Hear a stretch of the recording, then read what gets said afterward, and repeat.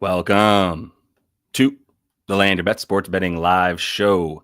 Happy Monday to everybody. Hopefully we got some good luck coming our way on 7 games here on Monday in the NBA. Going to be joined by Daft Previews here in just a little bit. We ran the show yesterday together on Sunday, and the Aussie bloke will be back after he gets some bets down for his VIP Discord. I've got a few down as well already for the folks that are in the VIP, and we'll be going through some more leans. And I'm really like starting to get into this place of being like, I have 8-ish leans that I can't get all the way there with my projections, but might just throw down half a unit on like all 8 and call it a day. But we'll run through those. I'll go through the bets that I do like for sure, and then we'll get Daft on here in a bit.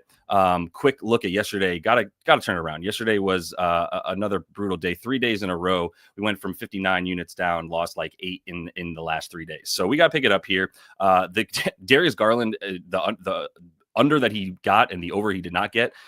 Talk about that, but Toumani Camara is filthy. That's really what it comes down to. They were just focused on him. Toumani Camara is focused on him. That defense above the break is forcing other guys to do it. It's the reason I like Maxey under against the Blazers today, and he's also got an injured finger, so we'll talk about that. But Bam did not go under because he didn't miss. I think he shot like 89% from the field, so God bless you, Bam, I guess. Congrats.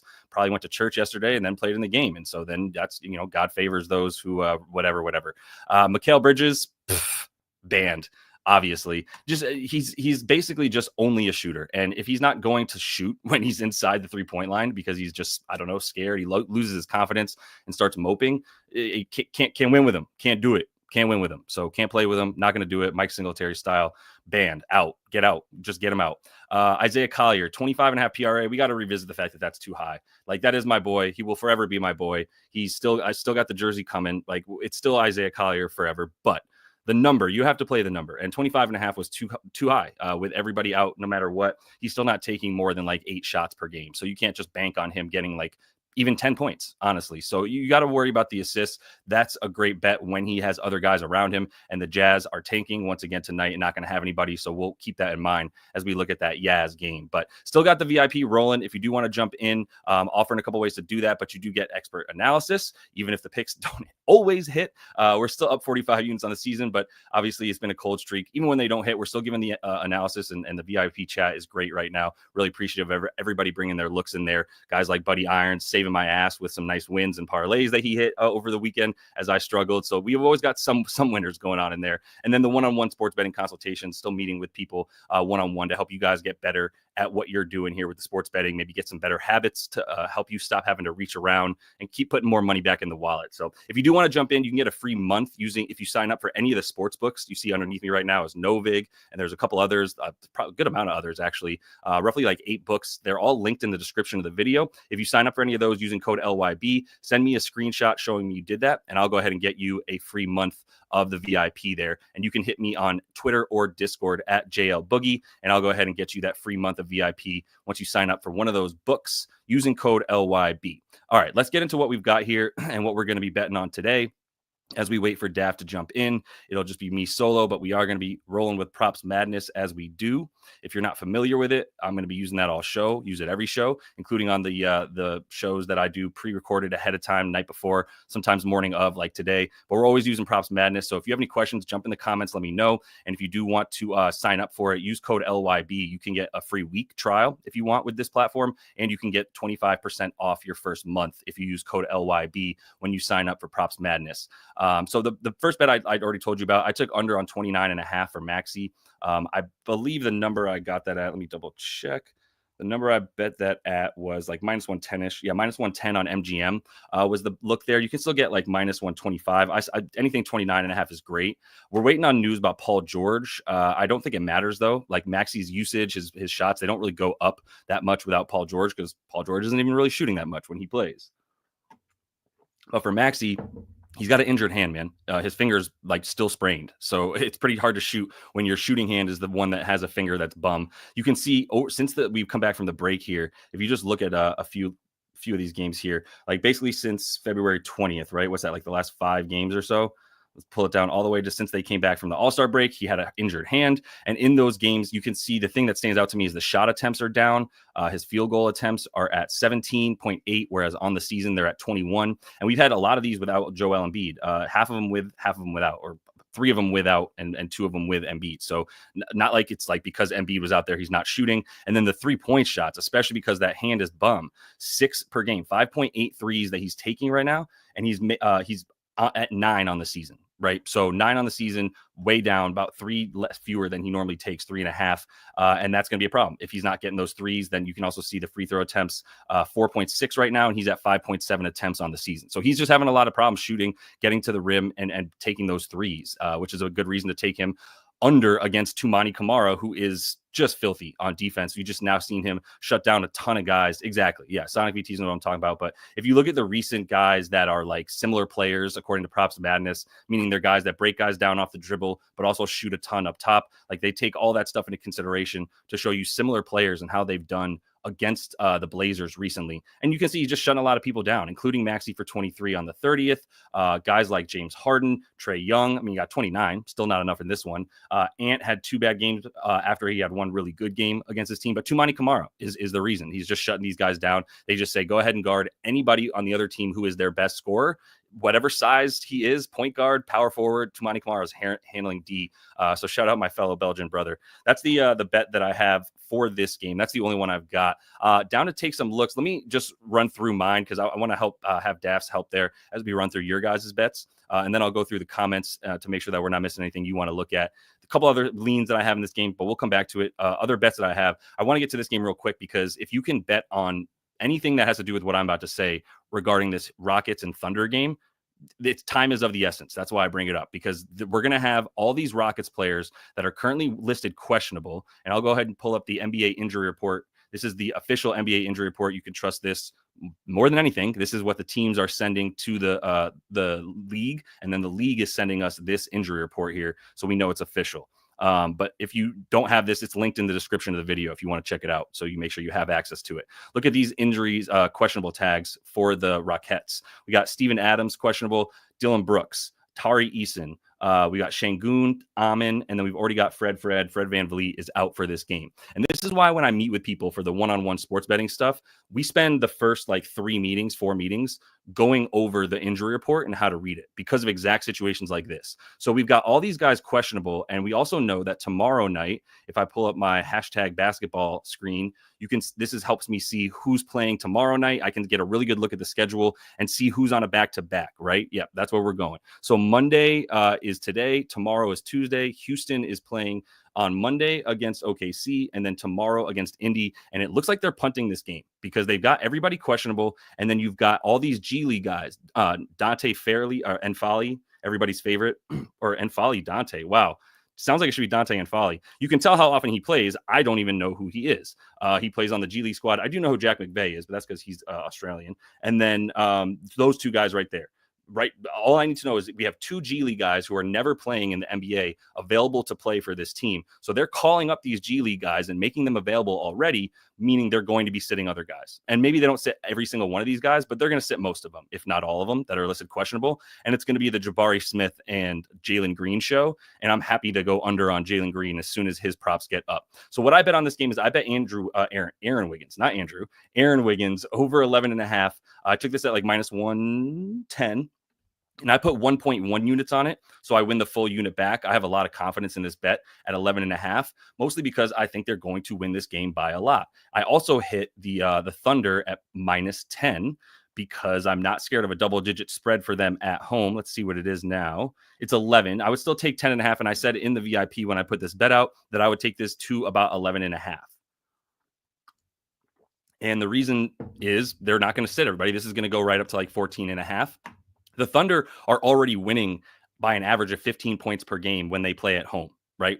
On the season as a whole against everybody. So you've given them an 11-point spread at home against what I perceived about to be a G League squad. I'm going all in on this assessment that they're going to have their G League guys in and they're going to sit a lot of guys and punt this game. Been on that since I gave that bet out at around like whatever it was this morning, right? Early. So still there, still available because the Rockets are still late to announce their guys officially out, but I think that's coming. So I took a backup who's already getting 11.5 points, even when they're not favored to win by 15, like over the course of these last games. The other thing about Aaron Wiggins and why I went right to him is If you look at him in games where they're playing and they win by 10 plus points, he's at 14.4 games in the last 23, over in 15 of 23, because this spread is indicative of a 10-point win for the Thunder, no matter what, right, at home. So love this stuff for the Thunder. That's why I say it's a little bit time is of the essence here with this game, because once these players for Houston are ruled out, then all of this value just disappears and flush down the toilet right away. So you got to get to this beforehand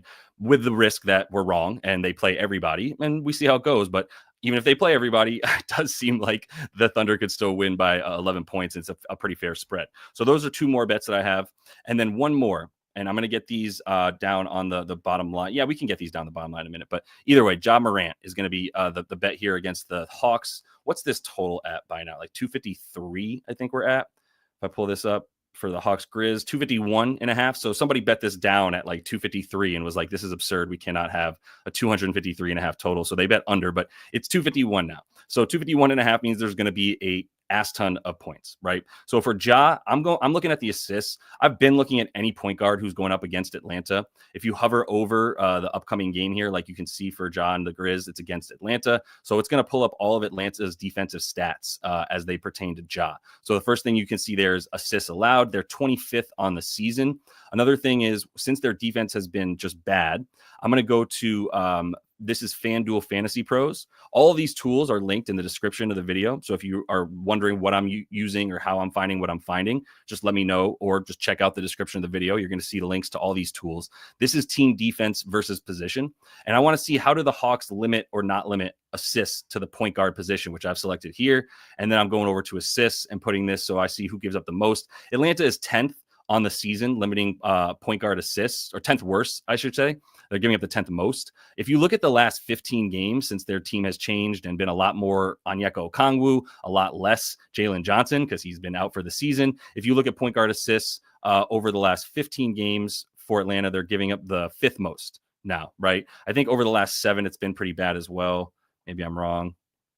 A little bit better over the last 7. I'd have to look at who they played, but a lot of guys getting assists versus Atlanta. If you just go down on Ja here on Props Madness, going back to that, and you scroll down and look at the guys that are by position, so point guards going up against Atlanta, you can see 10 of the last 15 have gone over their prop on the assists in that game. And there's a lot of guys similar to Ja, like Jalen Brunson getting 8, Cade, all the starters, right? Like Dennis Schroeder is a backup. So the fact that the backup got 7 assists against Atlanta, you can see where we're at here, right? Same with like looking at Davion and Tyler Hero on the Heat here on February 26th.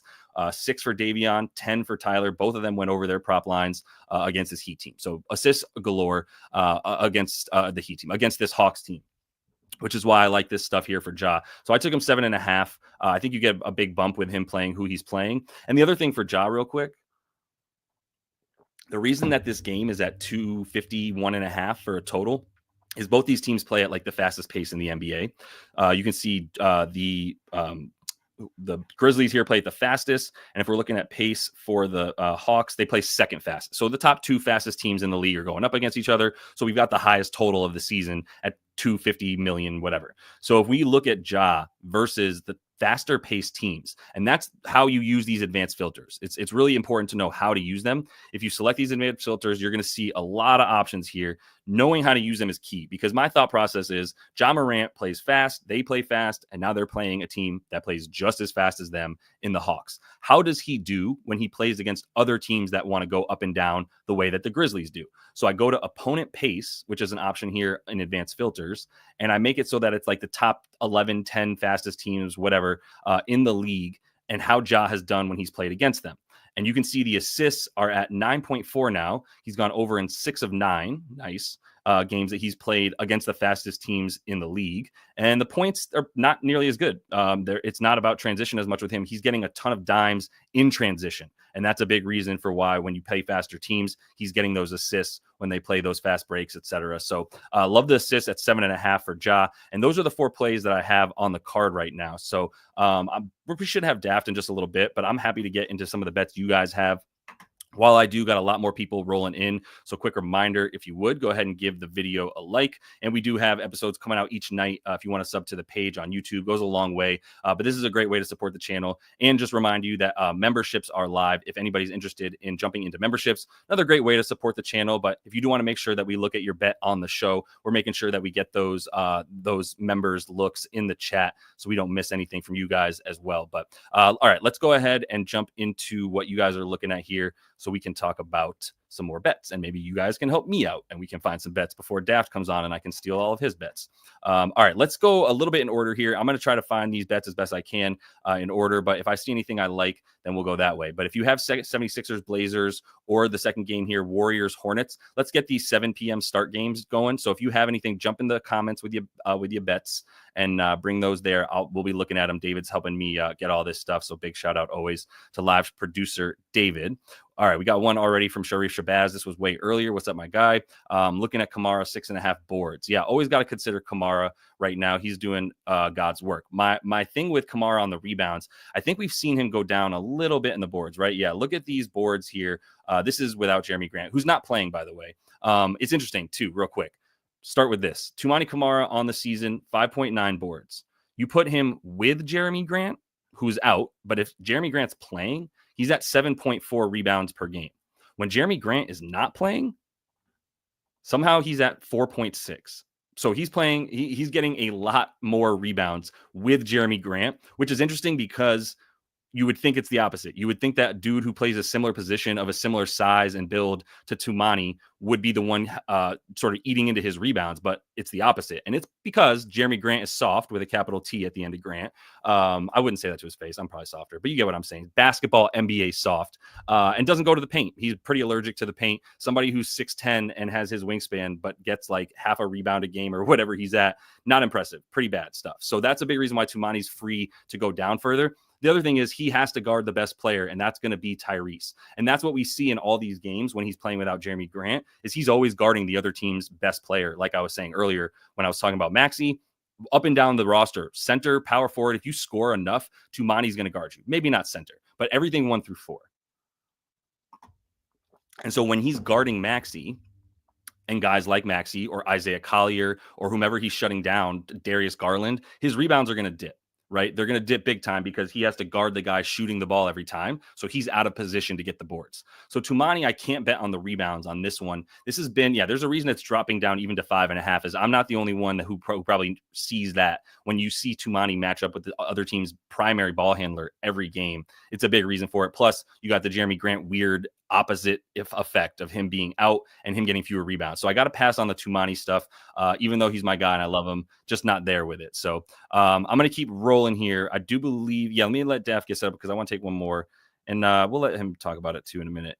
He looks good to go. Let's see what are you rocking today? Let's go. How you feeling? I'm feeling all right. Yeah. Got my picks out a little bit late today. Mm-hmm. I had Bet365, which is the main book that I use, was down for maintenance last night. So I couldn't get much action down and quite limited in the books I could use. So had to do a lot of it this morning. Was cooking. Yeah. So you got some stuff down though? I got a bit down. Yeah. Yeah. Nice, Looking for more always. Well, since I gave my bets that I've got on my card so far, and I'm trying to find some. Do you mind if we just go in order? Or do you have only a few and you want to throw them out there first, or how do you want to play it? Let's go in order. Okay. A lot of the later games I haven't dived too heavily in, knowing cool. I have a bit more time for. So cool. All right. Well, I was just looking at some stuff here. I passed on Toumani rebounds, and this is like a wider sort of theory on the game in general, that like Toumani's guarding the best player in the other team, Tyrese Maxey. He has destroyed other teams' best players when he's limiting their stuff. If you look at guys like Maxey and look at like Buy Props Madness, look at similar lines, they're all going under because Toumani Kamara is an absolute monster. Right. Yep. We need a good nickname for him that rhymes with Belgian, because he's Belgian, but nothing rhymes with Belgian, like the Raging Belgian, something like that. Yeah, something like that. Chat GPT. You don't have to don't think about it. That's a good point. Use Chat GPT. All right, I'll use. Yeah, I'll give me a clever nickname for the Belgian Toumani Kamara. There's like 2 Belgian players ever in the NBA. I got to support him on this one. So you can see he's just shutting them down, right? Whomever it is, it doesn't matter if you're 1 through 4, as long as you're not like Jokic's size, he's guarding you if you're the other team's best scorer. So I plan on him doing that again against Maxey, whose hand is still sprained essentially, and is a big reason why he's shooting so many fewer shots. Which leads me, since I went under on Maxey personally, that was my bet in this game. The look from Sharif was Tumani's boards, but that's why while you jumped in, I was talking about under on Tumani's boards, and I can't go over mostly because he's guarding the guy shooting the ball every time, and that's gonna be a big problem for him. So I passed on the boards and it would actually lean under, except for 6.5. It seems like a lot of other people had the same idea because they all bet it down, and it's actually turning into 5.5 some places. So anything you want to do with that, or anywhere else you want to go with in this game? Yeah, I'm looking to fade Maxey as well. I'm looking at the under in his PRA. Rebounds and assists don't seem to come too much when Embiid's not there. We know the scoring matchup's going to be difficult. They're not going to give him anything above the break. So I'm just working out how I fade him. Do I just target the points? Do I take the whole PRA? Like, that's what I'm thinking through. Because I don't know if he has too much success attacking the rim either. Right. With Donovan's big ass down there. Provided he gets the minutes. Clean call. Provided he doesn't foul out in 11 minutes of action, I think. He played 11 minutes last game and fouled out. Yeah. My God. Inspired by Jalen Duren. So, I'm thinking about the under there for Tyrese Maxey for sure. In this game, I told everybody I'd kind of stay away from Kelly Oubre because I keep picking the wrong prop, but he's been playing real well. But now he's not available right now. Well, he's out. He's out now. He just got ruled out in the last 20 minutes. I was waiting on Paul George to get ruled out so I could jump on him. Kelly got an illness. And of course he did. Everybody else actually is hurt. And these NBA players, I know that they hook up with the same girls, but come on. Facts. I don't even want to think about, what goes down. Who are these women? So, all right. So, no Kelly, then I think the pivot there is probably Quentin Grimes. Okay. Because PG's still game time decision, right? Right. Yep. If we're saying Maxey's going to have a tough game, they've got no Embiid, PG's potentially out, Kelly's out, Quentin Grimes going to go ham, right? Seems like it. The scary thing is taking him after he scored 44 points in a game that will probably never happen again for Quentin Grimes until he gets into the YMCA league a little bit later in life. Yeah. So I guess that I think we should just pass on this game then. There's no real value there. I think I don't know if there's been a lot of comments about Denny Advia. I think my warning around Denny Advia is just ease up on what you think he can do today. He just played 42 minutes last night in a back-to-back. And in back-to-backs, he's gone under in everything. Without Aiden, with Aiden. Wow, really? When he plays 33 minutes, he's under in every single game. So, Denny Advia on back-to-back. Wait, you can do it on props. If you think about it, you can do it on Props Madness. If you think about it, the way that Denny Advia plays, you don't want to play back-to-backs. Right. It's transition, it's foul baiting, it's throwing your body around. Right. Just click on that back-to-back filter. Where was it? I was missing it. Next to head oh, my God. Yeah. Yeah. And look at his points, struggles. Look at his assists, struggles. Some of these games are without Jeremy Grant. They are without DeAndre Ayton. It's hard. Make sure he's getting minutes too in these. Yeah, we're working with a small sample size here. But if I know this, I can't play Denny on a back-to-back. Yeah. So that's all I'm going to say. I'm not saying take any unders, but I've seen a lot of people posting stuff around smashing his assists or his rebound, whatever, as if he's guaranteed. But he just played 42 minutes. And he shot 13 free throws. So he got fouled at least 10 times if you think about the ones that weren't called. Right. Right. He's going to be banged up. So that's what I'm thinking anyway. I'm avoiding that for that reason. Yep. Yeah, that's fair. And it's a reason that I only have unders in this game so far is I don't like either team's offense. And I do think no matter what, the Blazers have been bringing it on defense. Say what you want about their offense, which is not terrible, but it's still at best middle of the pack in their last 15, and they're a number 5 defense in the last 15 or whatever in terms of their rating. So I don't think there's gonna be many points. The 76ers have they've been even worse. I mean, they've been the 3rd worst offense, the 5th worst defense, the 3rd worst rebounding team. They're bad at this point, and we're still looking at them as though they're not. But the other thing about Maxey is leading to his under. This team is not built for Tyrese Maxey. This team is built for Joel Embiid and guys who play around him. If this team was built for Tyrese Maxey, he would have big wings that are very good and not 85 years old like Paul George, and then you would have a center that can pull away from the rim and play pull out of the way so he's not going up against 7-footers because Andre Drummond can't play anywhere outside of the paint. You see what I'm saying? So this team is not. Your center would be White, pretty much. Who's that? Your center would be White, is what you're saying. Yeah, your center would be White. or at least like Black European. Yes, that's what I'm saying. Drummond double-double. This last one we'll look at because actually David brought this up, and I think David's sneaking his own desired looks into the show by taking Craig Sone's bets. I would never do that. David. You did it, right? That's what you're doing? I would never. Yeah, okay, right. Okay, thank you for confirming.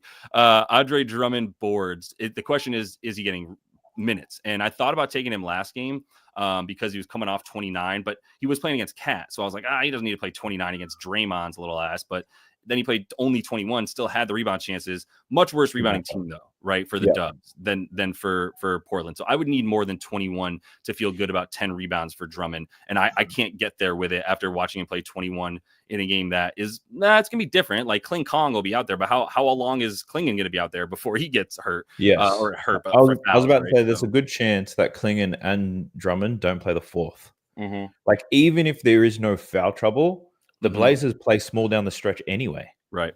So, and if Yabu's healthy, which he hasn't been, that was one of the reasons I didn't know here if I should play him. Yabu keeps getting poked in the eye. First, he got poked in one eye, then he got poked in the other eye, which is a hilarious visual if you think of the French dude be like, "Oh, you hit my eye!" Like, it's just fucking hilarious for some reason. "Oh, you hit my other eye!" Like, it's comic, man. That's hilarious. But he's got goggles on now, so he'll be, old goggles will be out there. But like, I don't know about the minutes, so let's move it. Let's keep rolling. Let's get to the Dubs. All, like, every Curry imaginable is going to be at this game. Dell works for the broadcast crew for the Hornets. Seth is on this team, and then you got Steph now coming to town. So where do you start in this game? I don't have a bet on this one. I was willing to roll the dice on you could say a value play here, so a bit of parlay science. I'm looking at Mark Williams to go under his points prop. I got this at 15.5, 14.5. I'd still take. Okay. Provided that Bridges and Lamelo Ball are playing, it's difficult for him to get touches and to score. Plus, despite the Warriors being small, very good at limiting points around the basket somehow. Mm-hmm. So yeah, they are. I like the under there for Mark Williams, but I also like the over in his rebounds. It's moved down to 10.5, opened at 10.5, moved to 11.5, back down to 10.5. And I know that there's a blowout risk here, but Mark Williams, provided he gets 25 minutes, he can get this done. He also got 12 rebounds against the Warriors when they lost by 36 points. Like, in a blowout, he still got the rebounds anyway. We just saw Andre Drummond go for 14 rebounds in 20 minutes. Yeah. So on 16 chances. That's the other thing, is you get a really high success rate rebounding against them. Yes. Yeah. So it's got a good ratio in terms of chances to actual rebounds. So I like the over and board. So if you go over in boards for Mark Williams, but under in points, you'll get plus 300. On Bet365, you hit that. Yeah. But even on other books, I think like Sportsbet, which is just like FanDuel, very similar odds. Gotcha. Yeah. Yep. Cool. No, I dig it. I went to look at that specifically, rebounds for him. It was 11.5 by the time I was looking at it. I think if you guys are not familiar, I've talked about this before.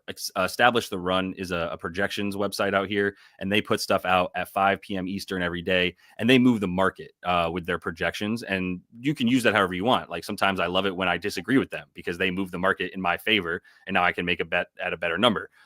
This would be one of those examples where I would imagine if I went there, they have like Mark Williams for like 10.4 rebounds or something in their projections, and as a result, they like the basically not an under, but they're not going to bet it because that's basically the same projection for them, and then that will move the projections, the numbers on the sportsbook down. Did you filter this with anything else to come to your numbers here, or do you just kind of just like know this about the matchup too, which is like they're very good limiting points, they're like top 5 limiting center points, but they're bottom 5 limiting center rebounds, right? Yeah. What were my filters? My filters were specific to the boards. Points, I was more of a casual take, I would say. But I'm just checking my notes now to see what I put down here. So for Mark Williams, 25 to 33 minutes. And then if we go versus the bottom, 15 rebound defenses. So just exclude the better half. Got you. Opponent rebounds allowed. Yeah. You can either do position or just rebounds allowed. I think it's very similar. Got you. Yep. Yeah. All makes sense. Yeah. I see. And he's a beast. Yeah. And the points don't necessarily. He has had good points in times, but I don't have like. You have to use different filters. So and I need to get there with LaMelo, with yes. So it all makes sense, and we'll see how many minutes anybody gets in this game. That's his kind of why heavily impacted. I think without LaMelo, he's like at 12 or 13, and sorry, without Lamelo, he's close to 20 or some shit when he plays like 28 plus minutes or something like that. I remember because I bet on his points prop not too long ago against the Wizards. Yeah, it's a nice hit rate. Yeah, but then if you do with Lamelo Ball, it's like 12 or 13 or maybe 14 points. So yeah, even with the minutes. Yeah, I think it's Lamelo and Bridges. I don't remember the filters, but like I get the point either way. Let me ask you about this similar. This just dropped out of the sky. This was at 24.5, and even at 23.5, I was considering the under for Lamelo here, and I got scared and I didn't do it, and then it got down to 21.5, and someone had the same idea as me. And there's a couple of things that I wrote down. I want to check out my notes because that's what helps me with the filters. But I basically was looking at LaMelo. The thing that scared me away is if you look at LaMelo versus the top teams limiting his play type, which is pick and roll ball handler, he's still not that bad. It's still basically the same shit for him with teams that are in the top 11 or 12 limiting. I think you've got to factor in though. In a lot of these games early in the season, he was averaging like 33. Right. So against his averages at the time, he's still somewhat underperformed. Right. Against the line, he does well, but yeah. I don't know if we're going to see the chucking version of LaMelo anyway. Like the care factor's not there. Once you got the All-Star snub, he doesn't give a shit. True. That's a really good point. So the same, it's a different player that we're looking at, and it's part of the reason why I think it's just a stay away. This is why my card gets smaller, man. By the time we get to this point in the season, these games become unplayable because you have a very, very good surging Warriors team that made a trade at the deadline versus a team that already gave up, tried to give up even more, and then the player failed a physical, so they had to not give up that much anymore. So they just sit guys instead. But Miles Bridges. I was going to go to Bridges. Which available to play? I was going to let you know that he's available. Oh, he's available. Oh, okay. Yeah. That's cool. I figured he was going to play today. There's not as much. Let's see what the rebounds and assists are at. Okay, it got 10.5. It's 10.5 now, and it was a great play to the over without LaMelo. It was at 12.5. It was actually a good play to the under because of how he goes with LaMelo. It was about 10.2, but this was at 12.5 at one point. Clearly dipped down because I think maybe people thought maybe LaMelo would sit, whatever. But he's playing, so not too interested in this game. Let's move on. I'll see if there's anything from this one while we get to this other poo ass game. But why don't you kick it with Wizards and Miami? What do I have? I've got no bets down on this game, but I did consider a few. Like the first person I looked at was Chris Middleton in this new facilitating role. Like his 4.5 assists is at plus money. Cash in 3 straight. He doesn't have the most difficult matchup against Miami, who are going to leak some assists. No Jordan Poole, but I don't like Chris Middleton's face. So that's mean. I don't know if I could get there, but that's one that I considered. I also wanted to look at what's his name? Keyshawn George. Yeah. What really stood out to me in the last game is he was the chief playmaker who played that point forward role without Jordan Poole. 16 potential assists. Albeit, look, a few of them were in transition, which Miami are good at limiting. That was my concern. But he had a few driving kicks to the basket. But I think I'd just be going off one game's sample size, and I think that would be irresponsible for me to bet. But his assist definitely caught my attention. Yeah. So let's look at without Jordan Poole real quick for 1 sec. I know it's not going to be like super correlated, and Jordan Poole didn't miss that many games, but this is okay. So he hasn't played with them other than this one game. Yeah. And it's tough. This team has changed. Whatever. There's no Kuzma. You know, he's basically could have been very specific to that game, or this could be the version of Keyshawn George we see moving forward. So it's too early. So was he playing in a different spot on the floor, not like out on the wing where he would be catching spot ups versus this team? He played on the wing, but the Wizards just had a lot more ball movement. Because Jordan Poole, he dominates the ball. They run like 9 pick and rolls until he can finally get a jump shot, right? Like it doesn't happen now. Like Middleton's happy to move the ball on if he can't get a shot. And the ball movement was there. Right. There was a lot of penetration, a lot of driving kicks. So the ball wasn't stopping. Right. Like Carmelo Anthony was not there. You could pretty much say. Right. The black hole. The black hole. So their offense looked good. Everyone gets a touch, which is why a lot of their lines you'll see for Washington are very similar. Right. Bilal, Middleton, Kispert, I know. I thought George, Smart, they're all got the same lines. Yeah. I thought Bub right here would have been somebody to attack, and he just hasn't gotten the same touches. And I that's why I noticed Keyshawn as well, is because I was like, who is taking all these potential assists and touches away from Bub Carrington? And he's just not controlling an offense like that at all. No one's conducting, you could say. Like, I would if argue anyone's going to stop the ball, it's Chris Middleton. But for the most part, everyone gets a touch. And he's playing 24 minutes max, right? Yeah. So you can't even depend on that. And like, other than Jordan Poole, even with Jordan Poole, they don't have a stable offense. Like the only adult, and maybe we see a few more minutes from Marcus Smart, but that's it. I don't have enough on this game. And as far as the Heat go, like I'm good, man. I'm fucking good on the Heat. So I think they got Wiggins and Davion a game time decision. So you can't really bet Miami right now. Yeah. I thought maybe say again. Davion is out, I believe. Is he officially out? Yeah. Okay. Let me double check. Yeah, let's make sure we're right about it. But so Jamie Jacquez Jr. is out and Davion Mitchell's out. Mm-hmm. Is Wiggins still a game time decision, or is he? Wiggins is also out. Oh, far out. Okay, everybody's out. Okay. Yeah, we got one of those Heat available, like players available, which is Hero, Robinson, some guy named Pele, Haywood Highsmith, Bam. Oh, don't say that in front of Legacy King. That's Pelle Larsson, my bad. His Swedish brother. Oh, I hope he does well. Some guy named Pele. I thought he played soccer. That was good.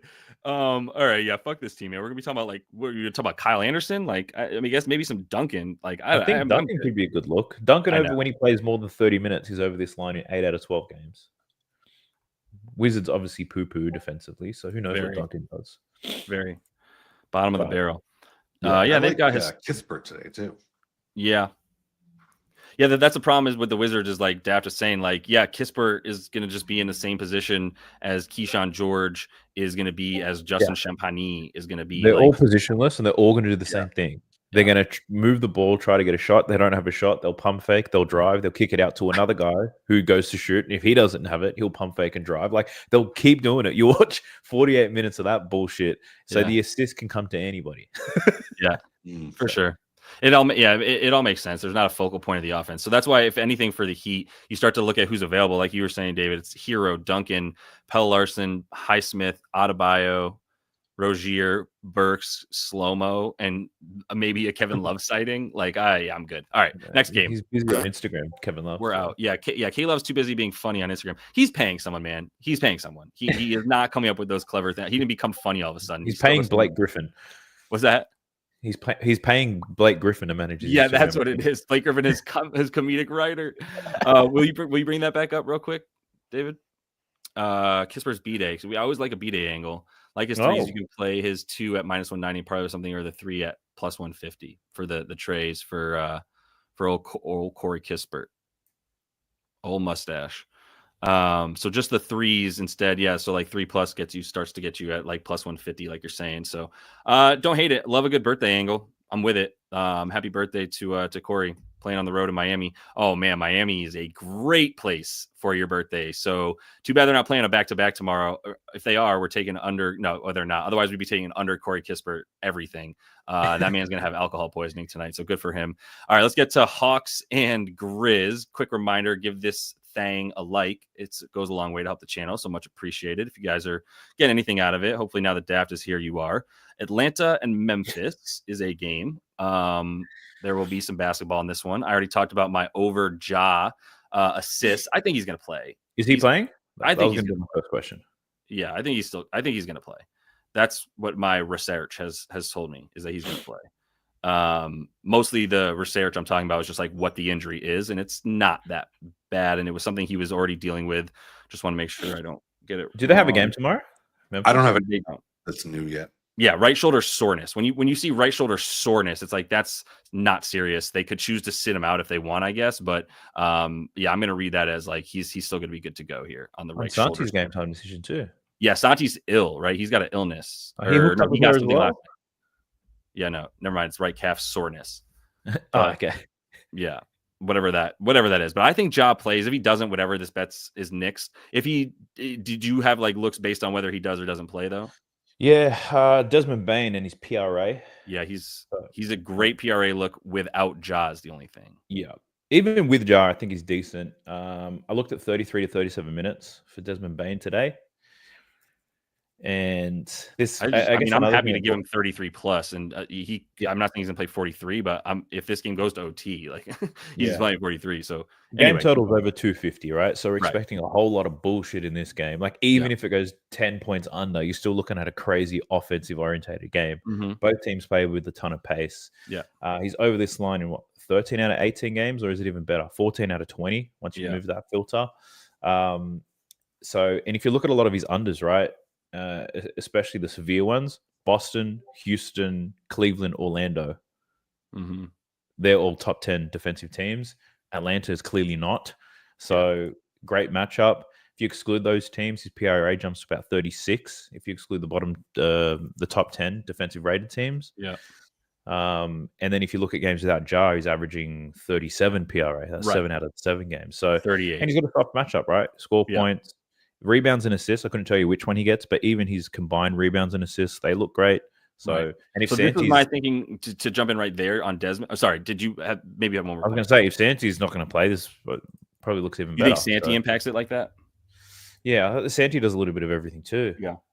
So yeah, he does. Without him, the Bane train look, I do like it. I got it at 31.5 his PRA. I started to play it up to 32, but it's now up to 34, 35. That's the number I thought it would move to if Ja didn't play. No, it's at 32.5. Where are you seeing 35? Is it? Yeah. Oh, hang on, let me refresh my props madness. Yeah, refresh your shit. I got it 31s. And I said I'd play it up to 32.5.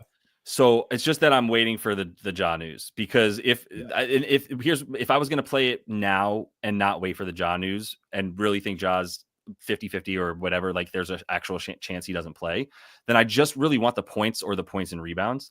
And the reason being, if Ja plays, then he's a true 2 guard, right? He's really an off ball shooting guard.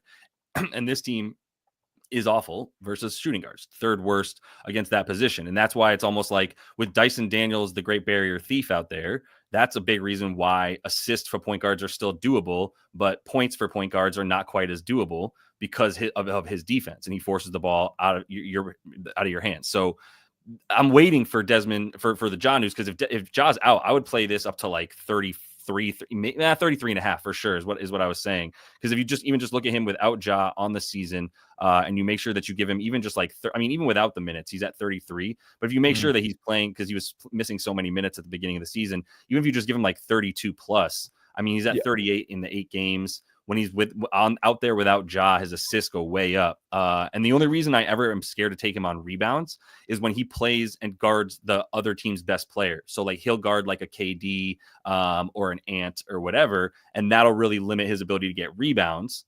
Right. So I kind of stay away from him, but I don't think there's anybody that he's going to be like, make sure you lock up Caris LeVert, or we're going to be screwed tonight. Say again? Isn't that Jalen Wells' job now? To a degree. Yeah, but like if it's a bigger player, like that, like if it was a Jalen Johnson for the Hawks, then it would be Desmond Bane, right? Like if it's a Kevin Durant, right? That kind of guy.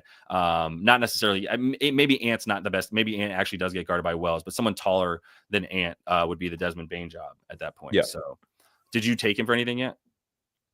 Desmond Bane. You had 31.5 PRA. Yeah. I took the 31.5. That was last night. And you would take 32. I would take 32. Okay. Because I like it with Ja playing, and I absolutely love it when he's not. So, okay. Let me bring one to you because I need some help. I love this bet for Caris LeVert. It 14.5. It's another reason I didn't give it out, because it did stay at 15.5 in most books. At 14.5, I love it because of the way that this game is going to go. And this dude gets a third of his points in transition. And both of these teams are bad at defending the transition and want to get out into transition the most in the league. So, also considering the Caris LeVert over, as like Memphis is not that good at defense, man. They've been in the bottom 10 for defense for the last like 20 games. So they're giving up a lot because they're scoring a lot and going really fast. So what about his threes for LeVert? Yeah. Well, the reason I like him is the transition, which leads me to go, he's going to be on the break, attacking the basket a lot. I agree. I actually really like this play. Because I wanted to bet this game. So like the total's at 250, right? I feel like there's tons of opportunity here. And this is the second option on the team. Yeah. And they're missing Bang Bang Niang. Yeah. He's out. Who's the new black hole of Atlanta. Yeah. So there's going to be a lot of perimeter opportunities, I think. So like we saw, he's the dude taking all the threes out there, old minivan. So Yeah, I'm close on this one. Nell really wants us to look at Edey under rebounds, but sometimes we're getting over from Cody. So, do you have a thought on? I just think it's interesting. The chat, like some people are over, some people are under, and I'm curious to polarizing player. Yeah, it depends what the angle is, I guess. I don't know what run and keep up with the two fastest teams. Let's look at opponent pace stuff. If he plays against the top like 10-ish teams, it's really probably about the minutes. So over here is like 17. And then he gets to 19, 25. What's he projected? 20? Yeah, probably about 20. So let's give him 18 to 22. Yeah, the pace when he plays fast teams, slow teams, his rebound numbers are very much the same. If he's looking at least 20 minutes. Yeah. Yeah, it's hard. I feel like the line's just right for this one. I can't find an angle that tells me the over's nice or the under's nice. Right. If anything, the points. I mean, the thing that gives you an angle is how bad Onyeka Okongwu is at defense. Like, if you look at the last 15 versus centers, as far as points go, bottom 10. As far as rebounds go, though, I guess not that bad in the last 15 games. They're points is quite difficult. You know how like Zach Edey's massive, right? Yeah. He only scores 9% of his points in the pick and roll. Like, they don't run nothing for him. So putbacks then, right? Yeah, like he's got to go feed himself. Yeah. And putback is his number one. He doesn't even get it on a normal offensive play. It has to be a putback. So, and Atlanta, ninth. That's a good call on the steals and stuff for Dyson. There was another steals I was looking at. It was a different game, though. I'm nothing there for me. I think Bane and Jackson Jr. to score, though, are both good. Honestly, like that's the thing about Jaren Jackson Jr. That's what I'm looking at with the centers is like this team can't stop a nosebleed down low. Yeah, the centers, but it's also just about like down low for Atlanta.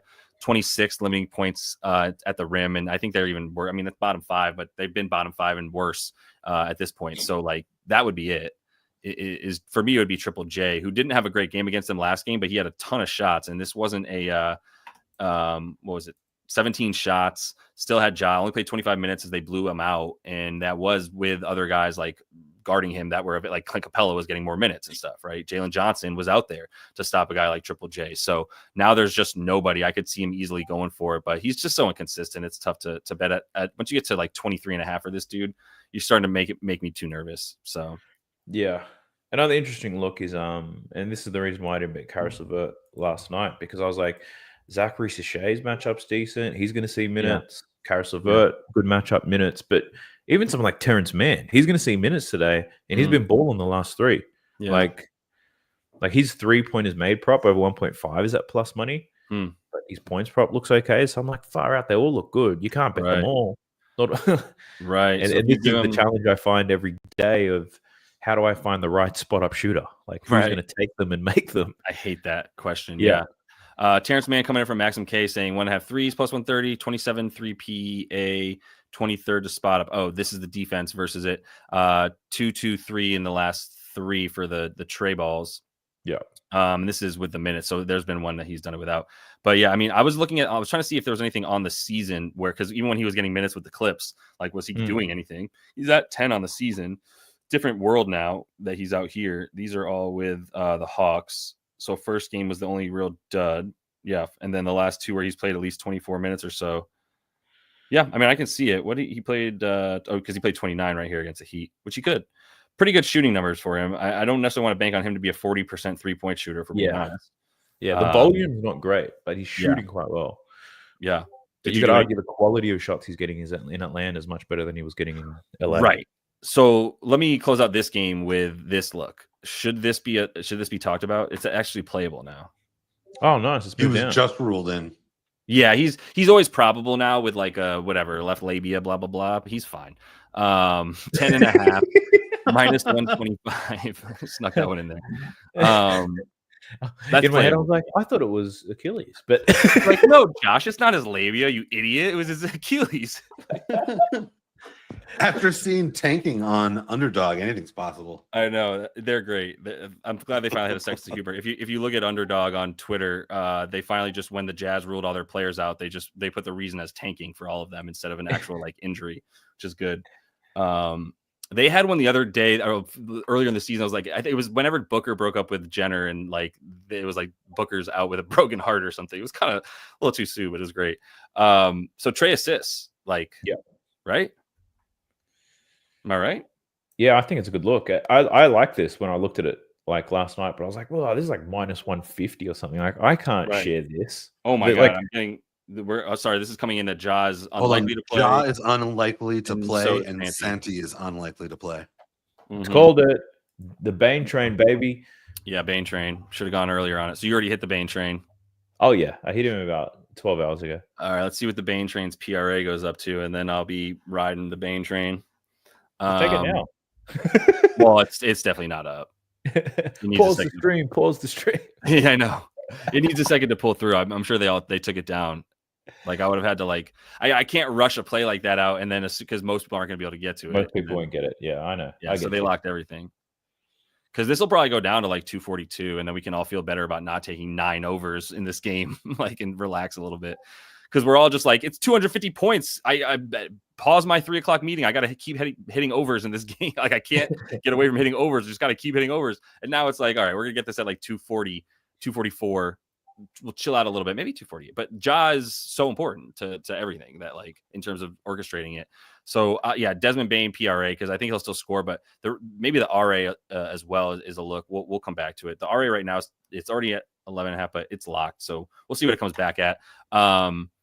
And then we can figure that out. There's no news yet on this game, but I don't think anybody's playing. Let's move to Rockets. Go ahead and give that video a like, y'all. Much appreciated. Just quick reminder, we do have like over 10,000. We have over 1,000 people in here. So let's get those likes up. Much appreciated. Just goes a long way if you're getting anything out of this. And if you're not, fuck me, right? But if you are, then go ahead and give the video a like. All right, moving to the next one here. We got Houston OK Sizzle. All right, so where are we at with that? That's not Houston. I think Houston just don't want this smoke. Like, just rule them out, take the L, play Aaron Wiggins 30+ minutes, and we get the hell out of here. So I saw it scrolling on the bottom line. I mashed on Aaron Wiggins as well. So you did? You hit Aaron Wiggins stuff? I just took his PRA. He does everything. But yeah, he's fucking good, dude. Yeah. He had a finish at the rim the other day where I was like, good God, he was in the air for like 20 seconds. Appreciate you, Robert. You're not wrong. Daft brings the worst / best out of me. I don't know what it is. It's D-gen shit. Hey, you're still recording with your shirt on, so I haven't. Yeah, that's true. That is his biggest piece of advice. Anytime I complain about shit, he's like, "Well, just take your shirt off and record. I bet you get more viewers." It's gonna be a quick. It's gonna be a quick dive though. After like everyone's like, "What the fuck is going on?" Increase the viewers. Then they're like, "All right, that's enough of these dudes' nipples," and then boom, right back down on the views. So can't be going up on that curve. So yeah, Wiggs, because this is going to be a blowout because you don't believe anybody's playing for Houston either, right? I don't think they should. Like, it's not the time for it. Well, but even if it's not a blowout and Wiggins plays his normal 20 to 25, like Isaiah Joe's not playing. So right. But this is a really awesome moment in betting for people who are paying a lot of attention. So I just want to bring this up real quick again, because now we have a lot more people than the last time I said this. This is the official NBA injury report, which tells you not only who's available for the team, but like who is available from the G League team, right? So it's helping you kind of find these breadcrumbs to tell you, is this dude that's questionable going to play or not?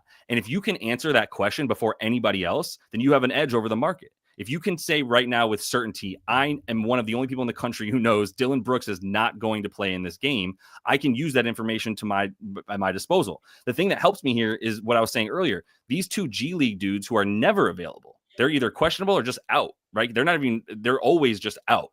They're available. Why are they listed available if all these other questionable guys are gonna play? Like, they're not gonna play. So they need guys to come in from the G League, and that's why these guys are here. So you can learn that type of stuff from the injury report if you're following the G League guys a little bit, to just go, whatever an N'Faly Dante is playing in this game tonight. So if he's playing, then somebody's not. And your countryman, Jack McVay, right? I believe he's Aussie as well. So good for him playing tonight. Get some of that. And I think Jock will be out there. He's a Rocket, is he not? He is. All right. He's the Rocket. That's right. the red one, Red Rocket. He's got Ginger Rocket. So yeah, so I took the Thunder -10, and I took Wiggs as well. Did you have anything else, or you think it's just going to be blowout city and leave? Yeah, I probably need to take a look at the Houston bench once they confirm their lineups. Like, I don't want to touch any of these starters right now, knowing what I know. Yeah, I'll tell you who's going to play. We can do this real quick for those who are still here because we're probably going to roll in a sec. At least for RotoWire, at least I can look at the lineup and see some of the backups. I'm not necessarily trusting who they think is going to play or not play or whatever, or projected minutes especially. But if I look at who is available, like Aaron Holiday is going to start. So it'll be Jalen Green, Jabari Smith, Tari's out. Aaron Holiday, Jayshawn Tate, and then probably like either Reed Shepherd or Jeff Green. So like these are the dudes that's except for Tari and Adams that are gonna play. Like these 5 right here. And Aaron Holiday is gonna start at PG, Jayshawn Tate at power forward, whatever, right? And then yada yada yada. So I don't know what you do with that. Cam Whitmore. I don't like any of them. If Cam Whitmore plays like 20 minutes, he's going to be putting up points. I think if Jeff Green plays, like he's good for a corner 3. Yeah, it's OKC. Uncle Jeff. Uncle Jeff. Yeah. I like that. All right. Well, let's move past it, but that's what we have for now is as we wait for that official news. Last 2 games, anything from these Dallas and Kangs? I'm considering running Kyrie rebounds. Obviously, I knew you was going to be something Kyrie, so let's just get into it. Well, the thing is, I took him for over 5.5 rebounds against the Bucks. Had 6 at the start of the 4th. Stat corrected down to 4. Then finishes on 5. Like, this sucks. That's gross. He's going to play a ton of minutes here. Dallas, no PJ. PJ's out. Yeah, they just need some boards, and Kyrie is Mr. Do-It-All right now, except for assists. So right. I considered the boards. I wanted Moses Brown props, but the motherfuckers won't give it to me. Well, he's not on the team anymore. He got released like 3 hours ago. What? They put him on a flight. They're like, deuces, Moses. Yeah. What did he do wrong? Moses? How do you cut Moses? Yeah, they cut him. So they're even more centerless now, which is why this is where I was going for rebounds. And I've been waiting for this 5.5 to be playable, but it's sticking around.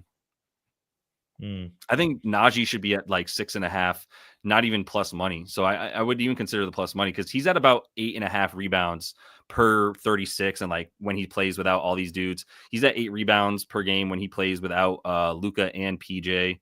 Let's get Luka out of there. PJ. I'll tell you what the way that I'd encourage people to play this. The way I'd encourage people to play this, just watch the game and check to see who's checking Keegan Murray and bet him live. Like to get boards. Because Keegan Murray's playing in the corner. He's the corner guy. Like DeRozan and Levine and Monk, they're going to be all the usage guys. Yeah. Like who we know that Powell's going to be checking Joe Val. Like who's defending Keegan Murray? Is it Clay? Is it Najee? Because that's where the easy stuff's going to come from. Probably Najee because this will be their power forward. Yeah, but they don't always line up that way, right? Like no, I just mean like you would rather not have Clay on someone that's going to be banging down low a little bit. Yeah, if Keegan decides to bang, that's all. So at least on the board. And I think Clay in his mind thinks he's an elite defender anyway. He always seems to put his hand up for tough matchups and gets cooked. Like I think he's got the loudest voice in the room. Saying, no, well, he was that when the Dubs were winning chips, he was shutting down. He and Iguodala were locked down. Because he's not the fastest dude, but he's 6'7" and he's fast enough. Like so, he's guarding a lot of dudes and getting a hand in their face. But talk about someone whose brain has not caught up to their body slowing down. Like, dude still thinks he's 26 and he just ate. So, yeah.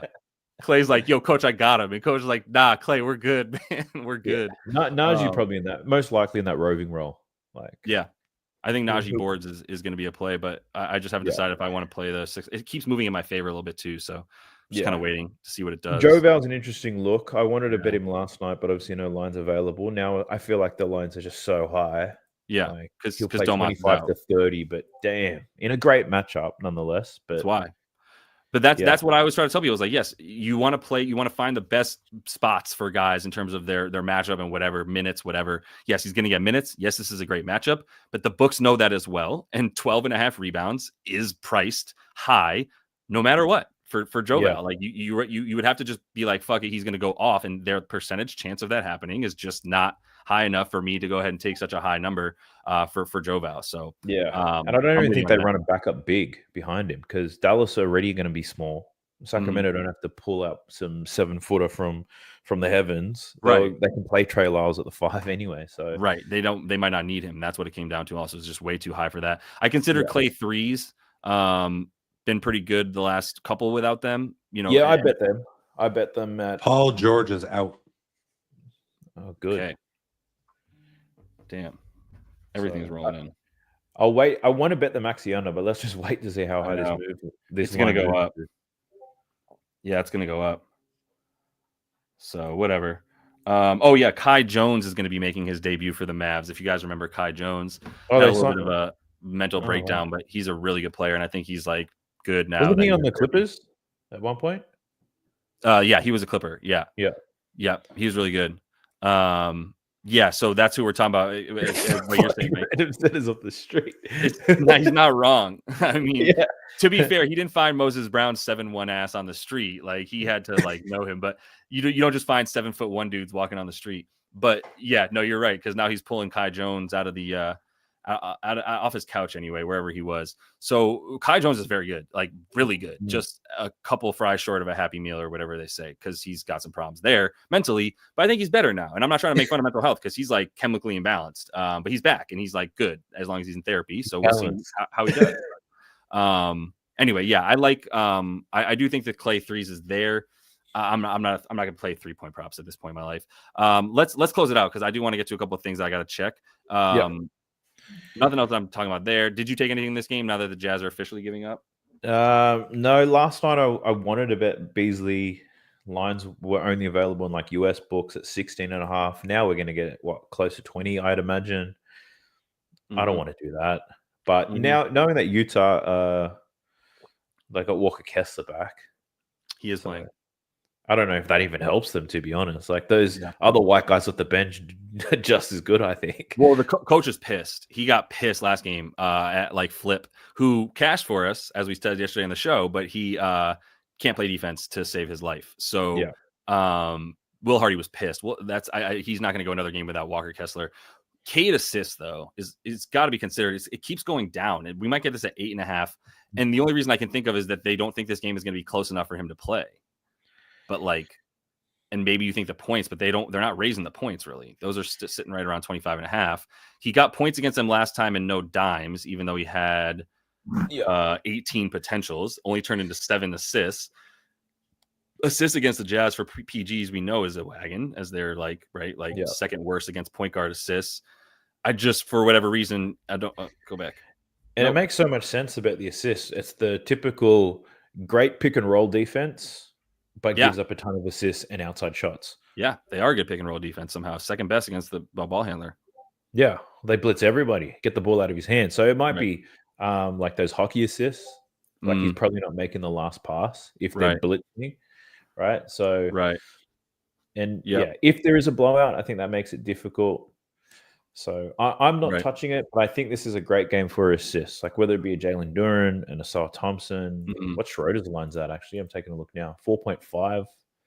Yeah.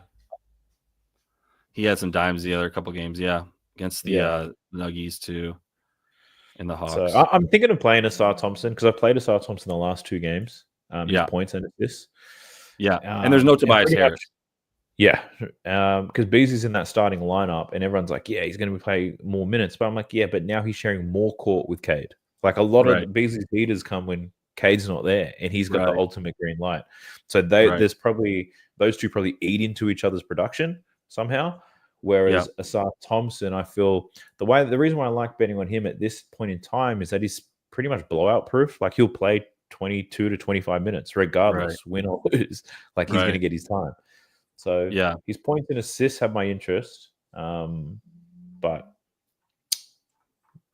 probably not enough interest for me to start throwing some cash down. So I don't know, maybe with some value on the Jazz side. I haven't really looked. That's the type of game this is, man. That's kind of where we're at, and it's just not worth it to force it right now with like the books just having tougher lines to beat. They raise stuff up a lot. I started playing a few more unders as a result. And the blowouts are just so prevalent right now that I think that's a big part of it. But all right, I'm going to roll. We got stuff to do. Best of luck to everybody tonight. Make sure you do give this video a like before you dip out. Much appreciated.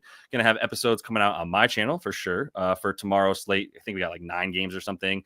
No Daft is going to have one at I Am Daft Previews. At I Am Daft Previews on YouTube's, which a lot of you probably already know. So definitely check his stuff out as well. I'm going to make him come back as soon as I can get him back on, and we'll get PB and the gang as well. So appreciate you guys jumping in, man. We will be back tomorrow as well, 5:30 p.m. Eastern for this one. So hope to see you guys there. And until we do, happy betting.